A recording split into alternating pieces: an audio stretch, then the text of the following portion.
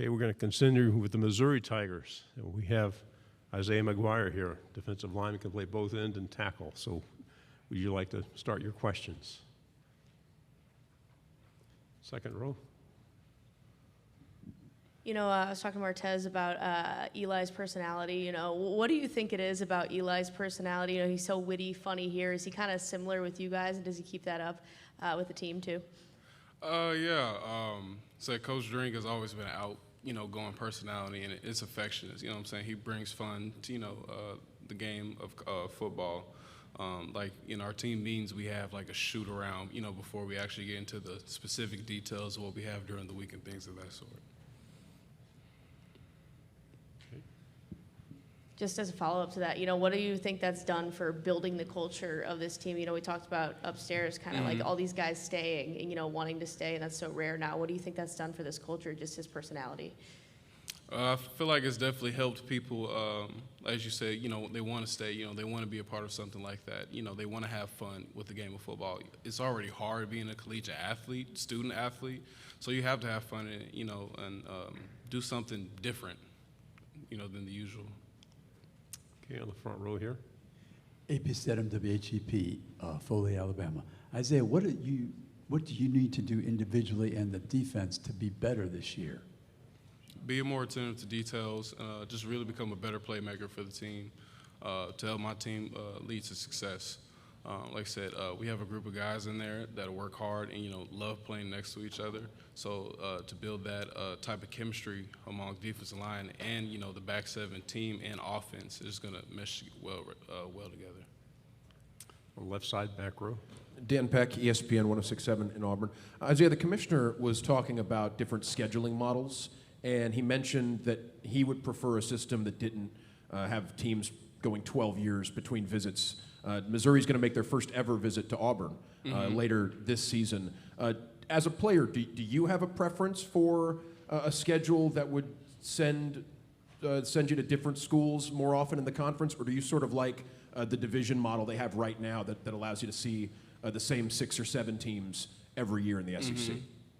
Man, college football is changing, as you see with a lot of different colleges going to different conferences, man. And as a player, it's just my job to come in there ready to work every week and put the best out there on the field. So I don't really care too much. To your right, second row. Nicole, KBTX in College Station. How have the 3 guys who have been here, you guys are seniors, been able to stick through your time at Mizzou, and then also what are you hoping to get out of this season? Obviously you want to win, but what is your main goal or your personal goal for this season? Man, the guys that's been there through all the tough times, we've honestly built an unbreakable bond. We're family. It's more than football. It's more than doing the same workouts.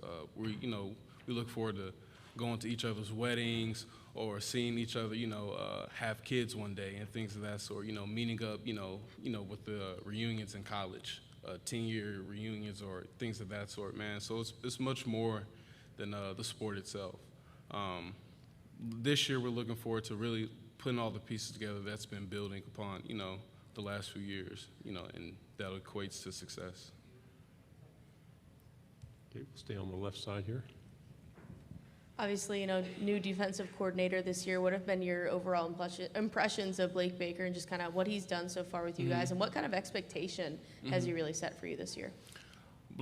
Coach Baker has honestly been a great addition to our staff and our team and our program. He brings a lot of energy and a lot of different ways for us to be successful as a team and as a defense. Our standard is to be the best and go out and perform. Also have fun doing it, being free, not have to think about things too much.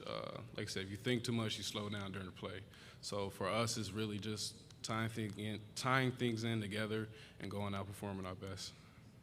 Okay. You talked a little bit earlier about the changes to the offense and just the extra step that the defense has to take to kind of make sure that they're not lacking at all. What's the kind of changes that you're making this year to make sure that whoever the starting quarterback is, that the defense is still top notch? I wouldn't even say it's more so lacking. It's just, like I said, putting the pieces all together. As a defense, we have our own standard, to uphold, the success that the team, eventually grabs a part of and, be a part of. So for us, it's just holding ourselves to that standard, doing our part as a defense to make life easier for the offense, and vice versa as the offense to make things easier for the defense. Okay, the back row.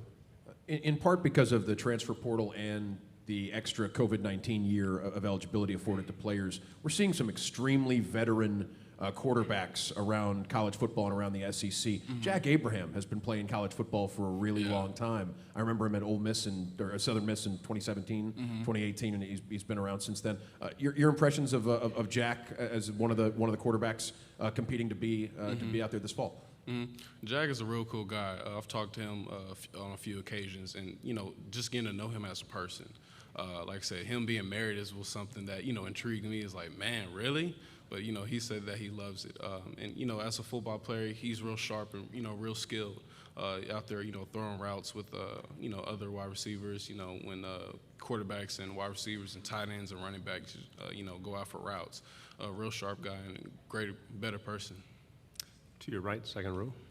NIL has been around for the past year. How have you seen it change the game? And is it a distraction or is it a positive kind of among you and your teammates in the locker room and on and off the field? I honestly feel like it's a distraction if you let it be a distraction. In my opinion, it really gives collegiate athletes a great opportunity, to be financially stable, in college and things of that sort. Also help families back at home. So the main goal is to really play and perform on the field. Like I said, NIL really can't help that. It's just you in the pads and you got to perform against, whoever you play against. Growing up where you did, when did Missouri get on your football radar? Say it again. Growing up where you did, when did Missouri get on your football radar? Honestly, Missouri was my only Power 5 offer.